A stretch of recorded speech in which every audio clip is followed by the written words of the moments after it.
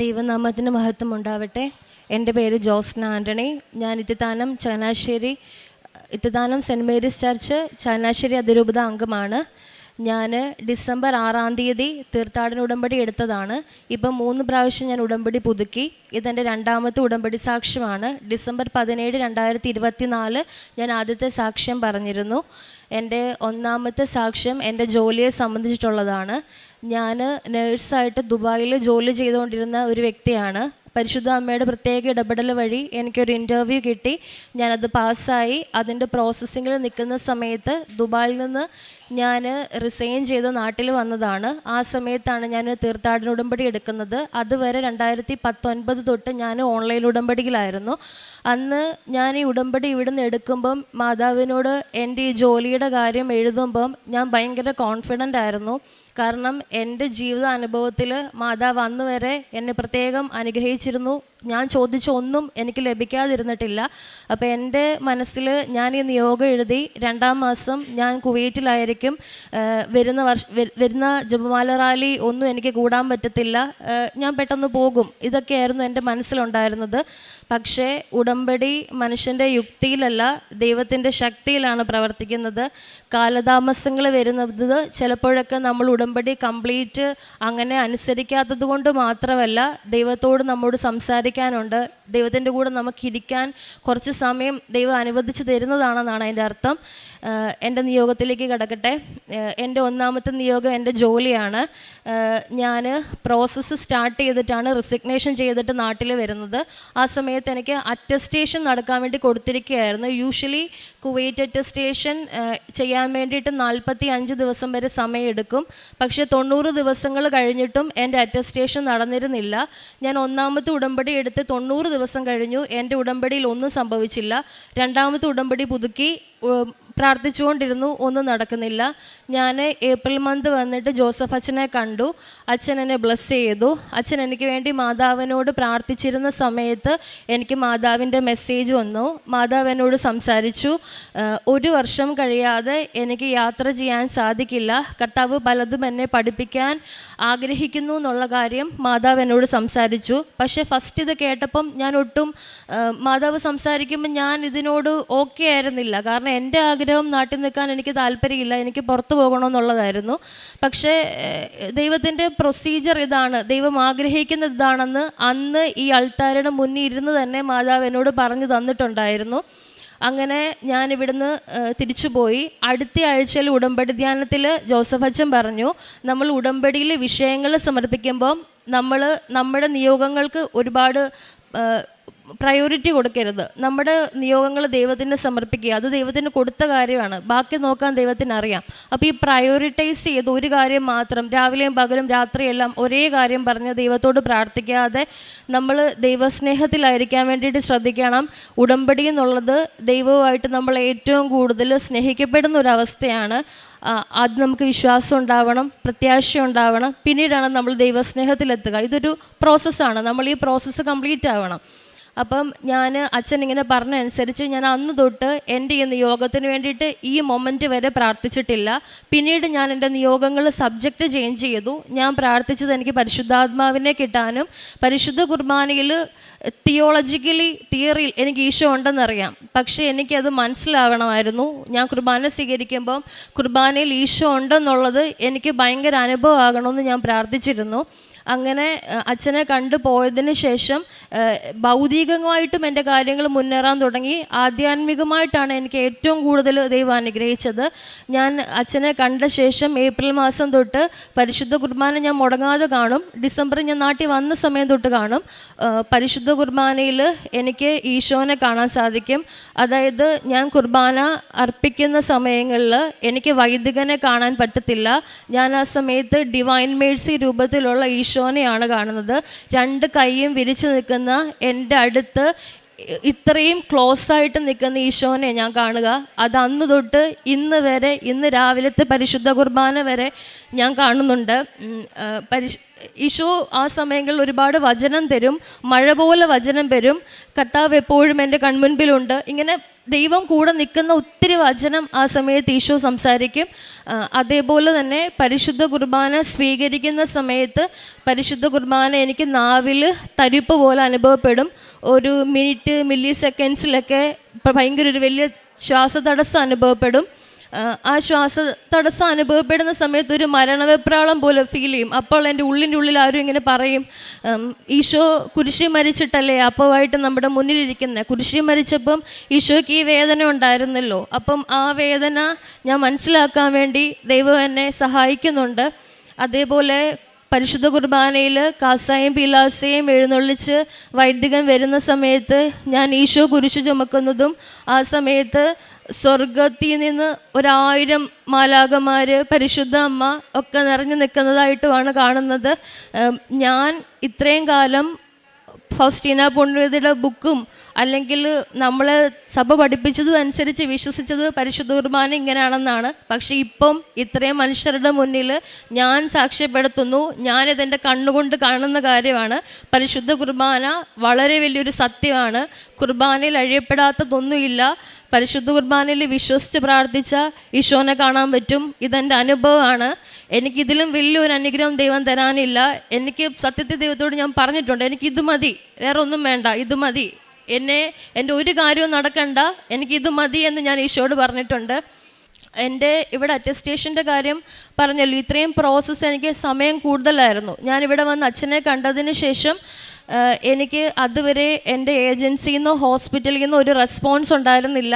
പക്ഷെങ്കിൽ അച്ഛൻ്റെ ബ്ലെസ്സിങ് കിട്ടിയതിന് ശേഷം എൻ്റെ ഏജൻസിയിൽ എൻ്റെ പേപ്പർ വർക്ക് ഹാൻഡിൽ ചെയ്തിരുന്ന ഒരാളെ മാതാവ് ചേഞ്ച് ചെയ്തു. പകരം വേറൊരാളായി. ആ പുള്ളി എന്നെ നിരന്തരം എൻ്റെ ഒരു ഫ്രണ്ടിനെ പോലെ എന്നെ വിളിക്കും, ടെൻഷൻ അടിക്കേണ്ടെന്ന് പറയും. എൻ്റെ പ്രോസസ്സ് സ്റ്റാർട്ട് ചെയ്തു. ഹോസ്പിറ്റലിൽ തന്നെ എന്നോട് റെസ്പോണ്ട് ചെയ്യാൻ വേണ്ടി തുടങ്ങി. ആ സമയങ്ങളിൽ എനിക്ക് ചേംബർ അറ്റസ്റ്റേഷൻ എന്ന് പറഞ്ഞ ദുബായിൽ നിന്ന് ഒരു അറ്റസ്റ്റേഷൻ വേണമായിരുന്നു. അത് കംപ്ലീറ്റ് ആയാൽ മാത്രമേ കുവൈറ്റ് എംബസി അറ്റസ്റ്റേഷൻ നടക്കത്തുള്ളൂ. പക്ഷേ വെരി അൺഫോർച്ചുനേറ്റ്ലി എൻ്റെ ഹോസ്പിറ്റലിൻ്റെ ഓണർ ആ സമയത്ത് ഒരു കേസിൽ പെട്ട് ജയിലിലായി. ആ സമയത്ത് എനിക്ക് സിഗ്നേറ്ററി സീല് തരേണ്ടത് ഈ ഓണറാണ്. പക്ഷെങ്കിൽ ഓണർ ഇല്ലാത്ത സമയത്ത് എനിക്ക് അദ്ദേഹം പുറത്തുനിന്ന് ഇറങ്ങിയാൽ മാത്രമേ എനിക്ക് സീല് കിട്ടത്തുള്ളൂ. എനിക്ക് യാതൊരു വഴിയില്ല. അദ്ദേഹം എന്ന് ജയിലിൽ നിന്ന് പുറത്തിറങ്ങുമെന്ന് എനിക്കറിയില്ല. അത് സീല് കിട്ടാതെ എൻ്റെ ഒരു പ്രോസസ്സ് ഇനി മുന്നോട്ട് നീങ്ങത്തില്ല. ഞാൻ ഇവിടെ വന്ന് മാതാവിനോട് പ്രാർത്ഥിച്ചു. ഞാനിത് ഒറ്റയ്ക്ക് എടുത്ത തീരുമാനമല്ല, മാതാവ് പറഞ്ഞതുകൊണ്ട് ഞാൻ ഈ ജോലിക്ക് അപേക്ഷിച്ചാണ്. ഞാൻ ആഗ്രഹിച്ചൊരു രാജ്യമല്ല, ഞാൻ ആഗ്രഹിച്ച ജോലിയല്ല. അമ്മ ഈശോയും പറയുന്നു, ഞാൻ കേൾക്കുന്നു. അതുകൊണ്ട് ബാക്കിയുള്ളത് എന്താണെന്ന് വെച്ചാൽ അത് ചെയ്യണമെന്ന്. ഈശോയും മാതാവും കൂടെ എനിക്ക് വേറൊരു ഹോസ്പിറ്റലിൽ വേറൊരു അധികാരിക്ക് ഇവർ പവർ ഓഫ് അറ്റോർണി കൊടുത്തു. എനിക്കൊരു ഓൾട്ടർനേറ്റീവ് സീൽ തന്ന് എൻ്റെ ചേംബർ അറ്റസ്റ്റേഷൻ കംപ്ലീറ്റ് ആയി. വീണ്ടും 30-40 ദിവസം എടുക്കേണ്ടിരുന്ന പ്രൊസീജിയറുണ്ട്. പക്ഷേ വെറും 3 ദിവസം കൊണ്ട് സമയച്ചുരുക്കത്തിൻ്റെ അമ്മ എനിക്ക് പ്രൊസീജിയർ കംപ്ലീറ്റ് ചെയ്ത് തന്നു. അതിനുശേഷം പിന്നീട് എൻ്റെ ജീവിതത്തിൽ ഓരോ മൈൽ സ്റ്റോൺസ് നടന്നത് മാതാവിൻ്റെ പ്രത്യേക ദിവസങ്ങളിലാണ്. മാതാവിൻ്റെ വിമല ഹൃദയ തിരുനാളിന് ഞാനിവിടെ വന്നിരുന്നു.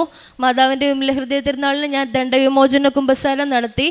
അന്ന് വൈകിട്ട് തിരിയിൽ ഒരു വലിയ ഹൃദയം അമ്മ എനിക്ക് കാണിച്ചു തന്നു. എൻ്റെ ഫോണിൽ ഒരുപാട് ഇങ്ങനത്തെ തിരിയിലെ അത്ഭുതങ്ങൾ, മാതാവിൻ്റെ പാരിഷൻസ് ഒരുപാട് ഞാൻ കൃപാസനത്തിന് വേണ്ടി ഒരു ഫോൾഡർ ഉണ്ടാക്കി സൂക്ഷിച്ചു വെച്ചിട്ടുണ്ട്.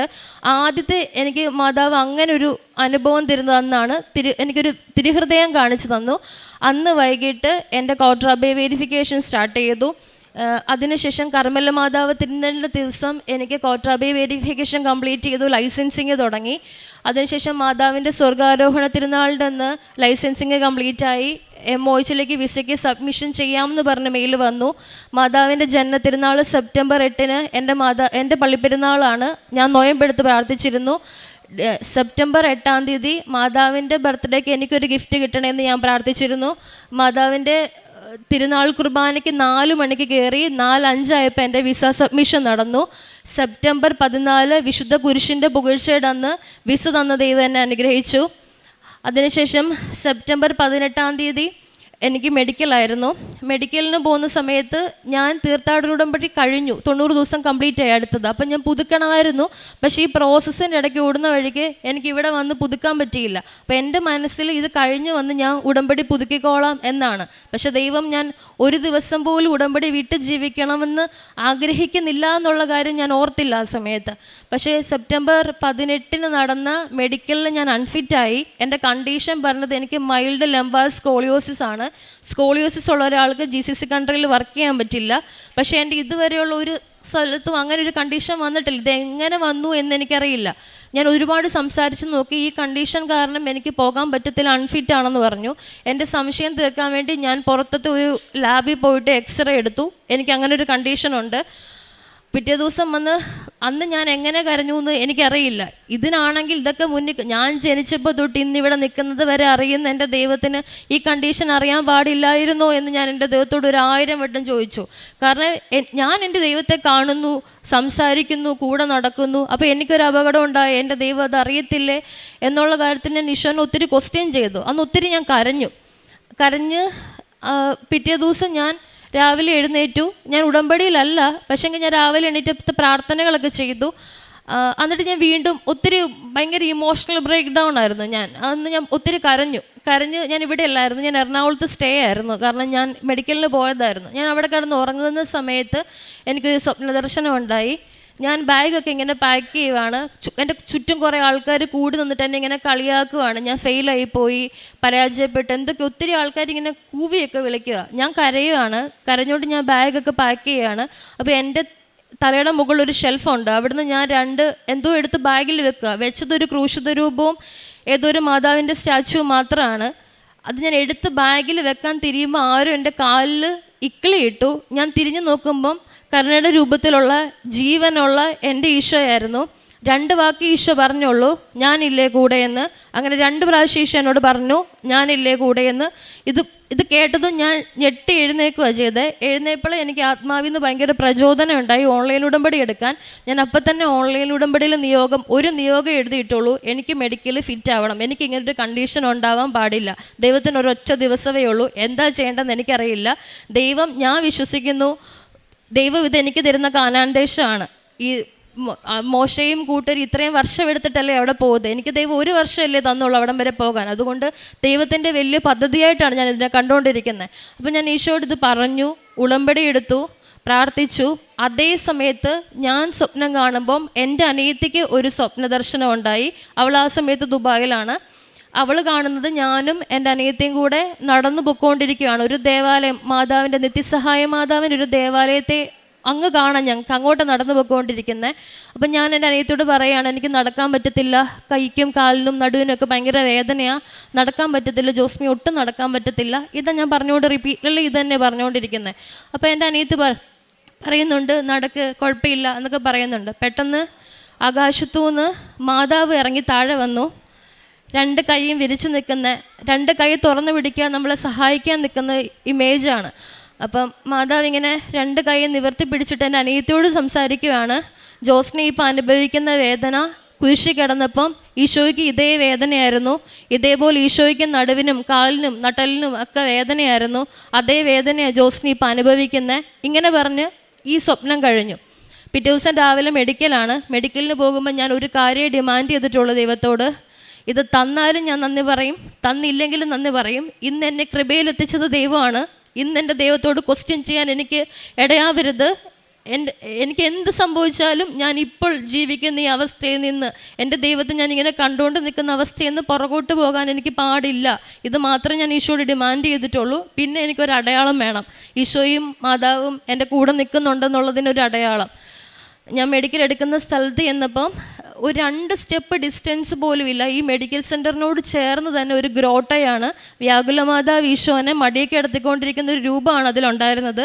എനിക്ക് ഇതിലും പല അടയാളം വേണ്ടായിരുന്നു. എനിക്കറിയായിരുന്നു ഈശോയും മാതാവ് എൻ്റെ കൂടെ ഉണ്ടെന്ന്. ഞാനിവിടുന്ന് കൊണ്ടുപോയ ഉടമ്പടി നിറച്ച വസ്തുവായ ഉപ്പ് അവിടെ ഇട്ട് പ്രാർത്ഥിച്ച് മെഡിക്കൽ സെൻറ്ററിനകത്ത് കയറി ഒരു ക്രൂശിത രൂപവും മാതാവിൻ്റെ കാശുരൂപവും ഞാൻ കൈ പിടിച്ചു. എനിക്ക് ഭയങ്കര പാനിക്കായിരുന്നു. ഞാൻ എക്സ്റേ റൂമിൽ എടുക്കുമ്പോൾ എനിക്കൊരു മെറിറ്റ് ഇല്ല, കാരണം എനിക്കറിയാം എനിക്ക് അവിടെ ഒരു വളവുണ്ട്. അപ്പം ഫിറ്റാകുമോ അൺഫിറ്റ് ആകുമോ എന്നുള്ളതല്ലേ. എന്ത് വന്നാലും ദൈവത്തോട് ലാസ്റ്റ് നന്ദിയേ പറയാൻ പാടുള്ളൂ. ഇതാണ് എൻ്റെ ഡിമാൻഡ്. എക്സ്റേക്ക് ഡ്രസ്സ് മാറി എക്സ്റേ മെഷീൻ്റെ ഫ്രണ്ടിൽ നിൽക്കുമ്പം ഞാൻ പ്രാർത്ഥിച്ചത് ഇങ്ങനെയാണ്. നിയമാവർത്തന പുസ്തകം 33, 25, 27. എഷ്രോൺ, നിന്റെ ദൈവത്തെ പോലെ ആരുമില്ല, നിന്നെ സഹായിക്കാൻ വിഹായസിലൂടെ അവിടുന്ന് മഹത്വപൂർണ്ണമായ മേഘത്തിന്മേൽ സഞ്ചരിക്കുന്നു. നിത്യനായ ദൈവം നിന്റെ അഭയം, താങ്ങുന്നത് അവൻ്റെ ശാശ്വത ഹസ്തങ്ങൾ. ഈ വചനം മാത്രം പറഞ്ഞ് എൻ്റെ കയ്യിൽ ഉപ്പുണ്ടായിരുന്നു. എനിക്കവിടെ ഉപ്പ് വിതറാനൊന്നും പറ്റത്തില്ല, കാരണം ആൾക്കാരുണ്ട് ചുറ്റും. ഞാൻ ഉപ്പ് 2 കയ്യിലും പുരട്ടി അങ്ങനെ നിന്നു. ഞാൻ എക്സ്റേ എടുത്ത് റിട്ടേൺ ഇറങ്ങുമ്പം എക്സ്റേ ടെക്നീഷ്യൻ്റെ സിസ്റ്റത്തിൽ എനിക്ക് എൻ്റെ എക്സ്റേ കാണാമായിരുന്നു. എനിക്കൊരു പ്രശ്നവും ഇല്ല, എനിക്കൊരു കുഴപ്പമില്ല. അന്നത്തെ മെഡിക്കലിൽ 3 മണിക്ക് ഞാൻ ഫിറ്റായി. എനിക്ക് അങ്ങനെ ഒരു കണ്ടീഷനും ഇല്ല. അതിനുശേഷം എൻ്റെ സ്റ്റാമ്പിങ് എല്ലാം കഴിഞ്ഞു. ഞാൻ മാതാവിനോട് പറഞ്ഞിരുന്നു, സ്റ്റാമ്പിങ് കഴിഞ്ഞ് വരുമ്പം ഇത് മാതാവിൻ്റെ ഇടപെടലാണെന്ന് മറ്റുള്ളവരെ കാണിക്കാൻ എൻ്റെ പാസ്പോർട്ടിൽ എനിക്ക് 7ാമത്തെ പേജിലെ സ്റ്റാമ്പിങ് വരാവുള്ളെന്ന്. എൻ്റെ പാസ്പോർട്ടാണിത്. 7ാമത്തെ പേജിലാണ് സ്റ്റാമ്പിങ് കഴിഞ്ഞിട്ട് എൻ്റെ വിസ വന്നിരിക്കുന്നത്. ഞാൻ മറ്റന്നാൾ കുവൈറ്റിലേക്ക് ട്രാവൽ ചെയ്യുവാണ്. എനിക്ക് ലഭിച്ചിരിക്കുന്ന ഹോസ്പിറ്റലിൽ വളരെ കടലിന് അഭിമുഖമായിട്ടാണ് നിൽക്കുന്നത്. എനിക്ക് കടൽ കാണുമ്പോൾ എപ്പോഴും മാതാവിനെ ഓർമ്മ വരിക. കാരണം ജപമാല റാലിയും വേളാങ്കണ്ണിയും കൃപാസനവും ഒക്കെ എന്നെ സംബന്ധിച്ചിടത്തോളം കടൽ തീരമാണ്. ദൈവാനുഭവം ഏറ്റവും കൂടുതൽ അനുഭവിക്കുന്ന സ്ഥലമാണ്. അപ്പം ഞാൻ ഉറച്ചു വിശ്വസിക്കുന്നു, ദൈവം എന്നെ കൊണ്ടുപോകുന്നതും ദൈവം എന്നെ നടത്താൻ പോകുന്നതും ഇതേ കൃപയെ തന്നെയായിരിക്കുമെന്ന്. അതുപോലെ എനിക്ക് ഉണ്ടായിരുന്നൊരു മെസ്സേജാണ്, ഇവിടെ നിന്നപ്പോൾ ജപമാല റാലി ഞാൻ കൂടിയിട്ടേ പോകത്തുള്ളെന്നാണ് ഈ 1 വർഷം കൊണ്ട് മാതാവ് ഉദ്ദേശിച്ചിരുന്നത്. കാരണം 2 പ്രാവശ്യം ഞാൻ 1 പ്രാവശ്യം ടിക്കറ്റ് എടുക്കാൻ നോക്കി കിട്ടിയില്ല. 2ാമത്തെ പ്രാവശ്യം ടിക്കറ്റ് എടുത്തു, ലീവ് കിട്ടാണ്ട് എനിക്ക് ജപമാല റാലി കൂടാൻ പറ്റിയിട്ടില്ല. ഈ വർഷം ഞാൻ ജപമാല റാലി നടന്നു. എനിക്ക് ഭയങ്കര കാലുവേദനയും നടുവേദനയൊക്കെ ആയിരുന്നു. ഞാൻ എങ്ങനെ ഇത്രയും കിലോമീറ്റർ നടന്നെന്ന് എനിക്കറിയത്തില്ല.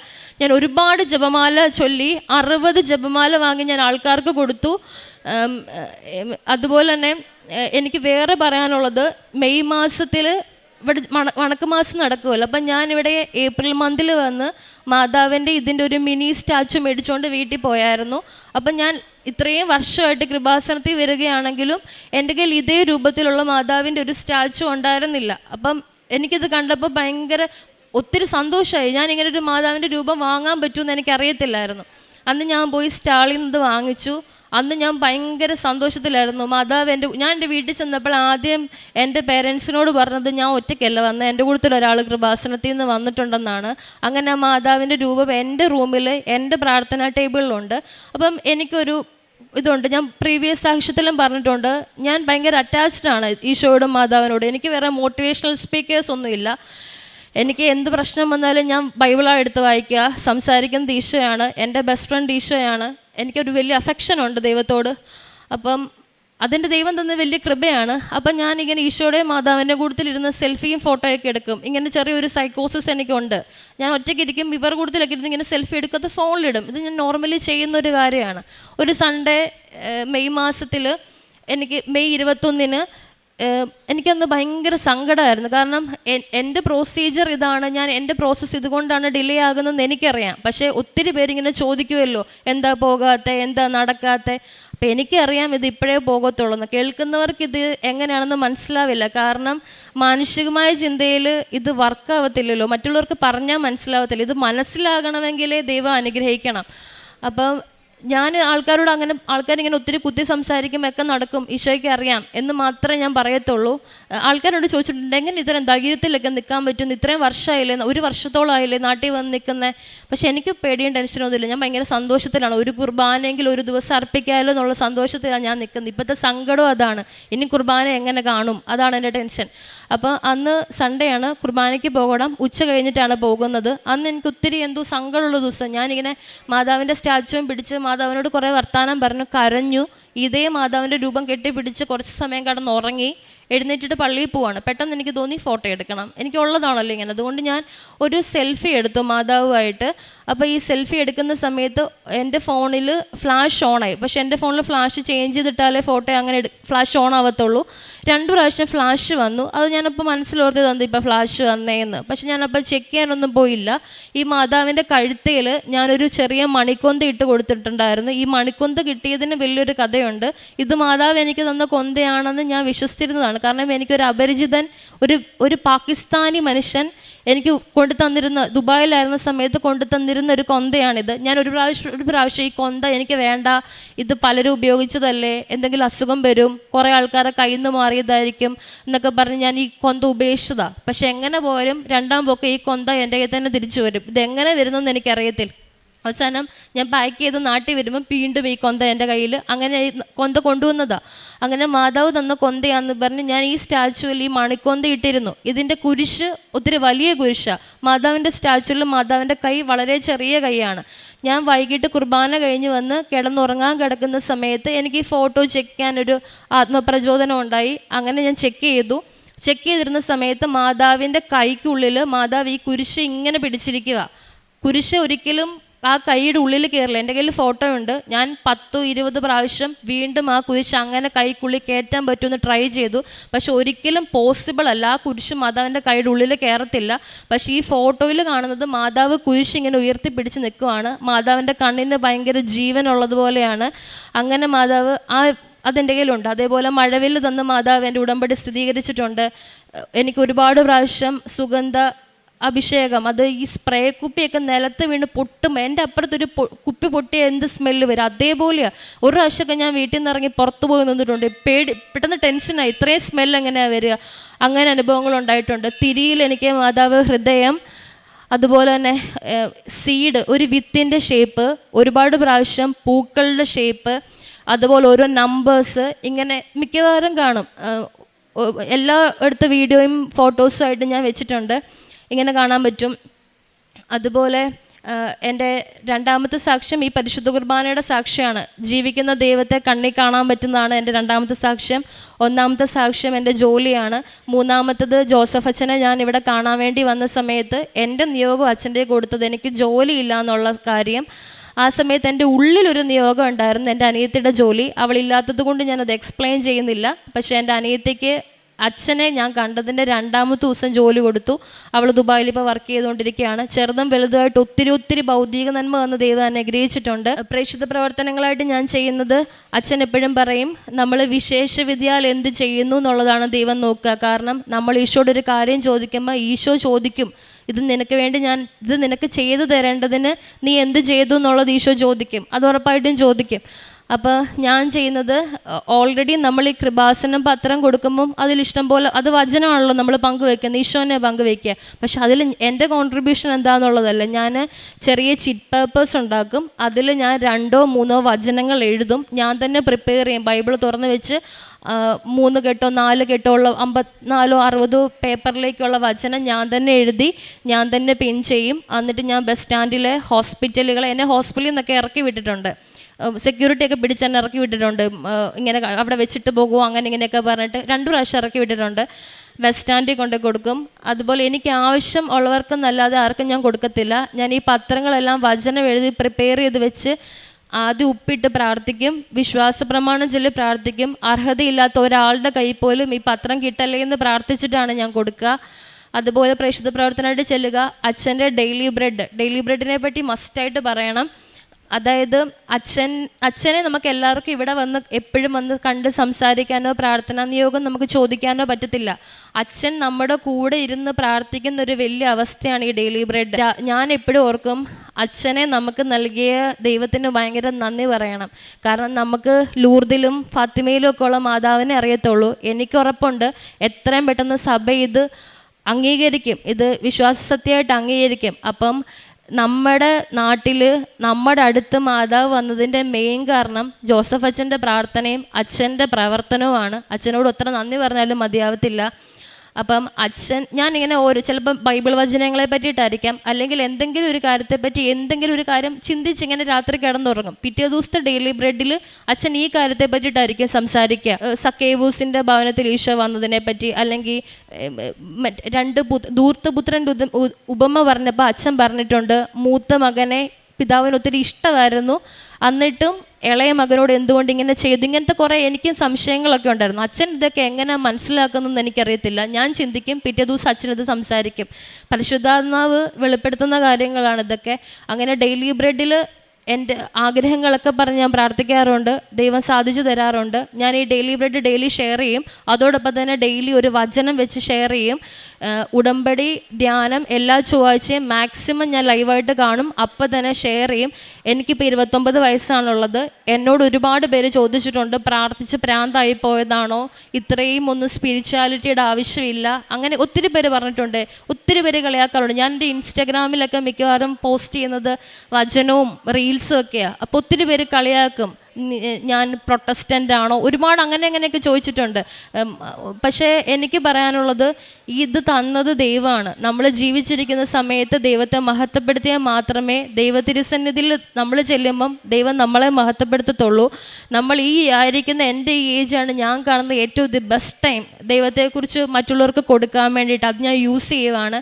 അതുപോലെ കാരുണ്യപ്രവർത്തികളായിട്ട് ഞാൻ ചെയ്യുന്നത്, ഞാൻ പൊതിച്ചോറ് വീട്ടിൽ നിന്ന് പ്രിപ്പയർ ചെയ്യത്തില്ല. കാരണം വീട്ടിൽ നിന്ന് പ്രിപ്പയർ ചെയ്താൽ പപ്പയുടെ ഒക്കെ കോൺട്രിബ്യൂഷൻ അതിനകത്ത് വരുന്നതുകൊണ്ട് ഞാൻ ഇവരൊന്നും അറിയാതെ പോയി, എനിക്ക് തോന്നി ഈ കടയിലുള്ളവർക്ക് ഇന്ന് കച്ചവടം കുറവാണ്, അങ്ങനെയുള്ളൊരു സ്ഥലത്ത് പോയി പൈസ കൊടുത്ത് പൊതിച്ചോറ് മേടിച്ചിട്ട് ഞാനത് ലോട്ടറി വിൽക്കുന്ന ആൻറ്റിമാർക്ക്, അങ്കിളുമാർക്ക്, റോഡിൽ ആരും ഇല്ലാതെ ഇരിക്കുന്നവർക്ക് അങ്ങനെയൊക്കെ കൊണ്ടു കൊടുക്കും.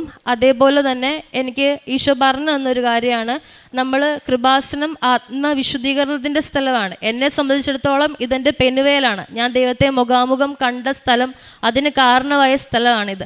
അപ്പം ആത്മവിശുദ്ധീകരണം നടക്കണം എല്ലാ മനുഷ്യൻ്റെയും. അപ്പം അതിനുവേണ്ടി പ്രാർത്ഥിക്കണം. അപ്പം ഒത്തിരി ആൾക്കാരെ എനിക്കറിയാം, പരിശുദ്ധ കുർബാനയും കുമ്പസാരവും ഒന്നും ഇല്ലാതെ ജീവിക്കുന്ന ഒത്തിരി മനുഷ്യരെ അറിയാം. അപ്പം ഞാൻ ഇവർക്ക് വേണ്ടിയിട്ട് ഇടവക ദേവാലയത്തിൽ വൈദികൻ്റെ അടുത്ത് കുർബാനയ്ക്കുള്ള ഒരു പൈസ കുർബാനപ്പണം അർപ്പിക്കും. ഇവരെ സമർപ്പിച്ച് കുർബാന ചെല്ലും അവരുടെ ആത്മവിശുദ്ധീകരണത്തിനായിട്ട്. ഇതൊക്കെയാണ് എൻ്റെ അനുഭവ സാക്ഷ്യങ്ങൾ.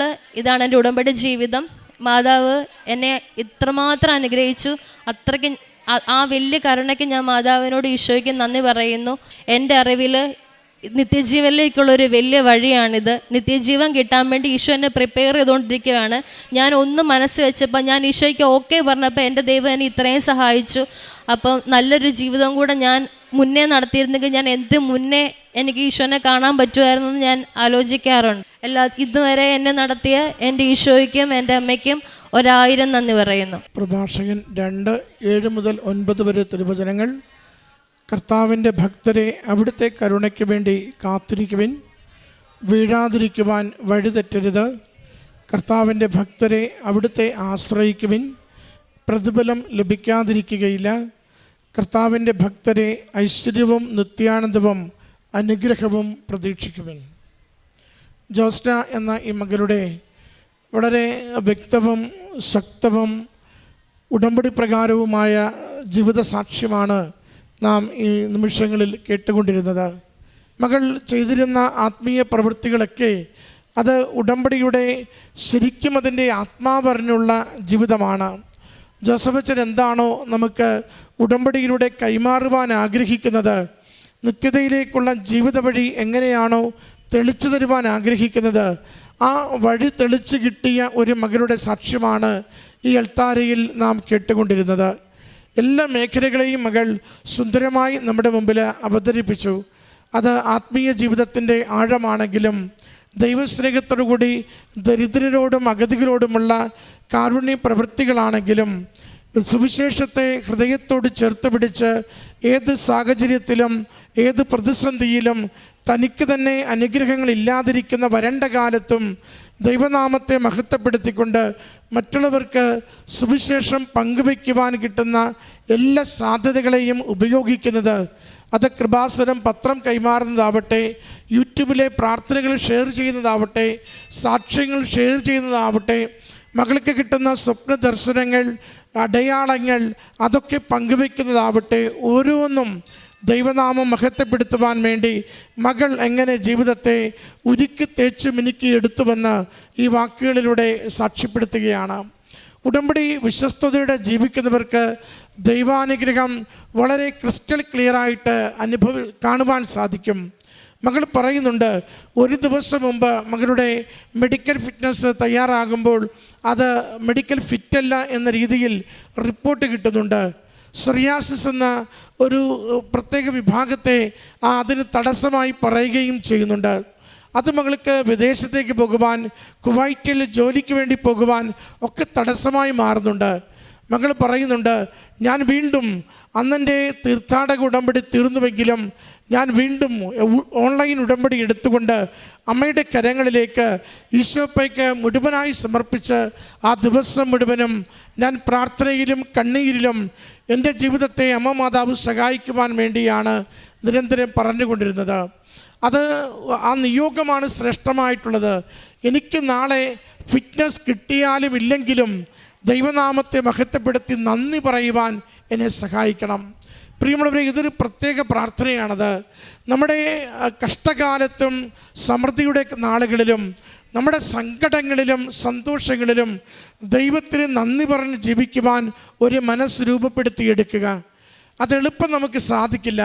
ഒരു ആത്മീയ അടിത്തറയുണ്ടെങ്കിൽ മാത്രമേ ജീവിതത്തിൻ്റെ ഏതൊരു വിഭിന്നമായ സാഹചര്യത്തിലും ദൈവത്തിന് നന്ദി പറയുവാൻ പറ്റുകയുള്ളൂ.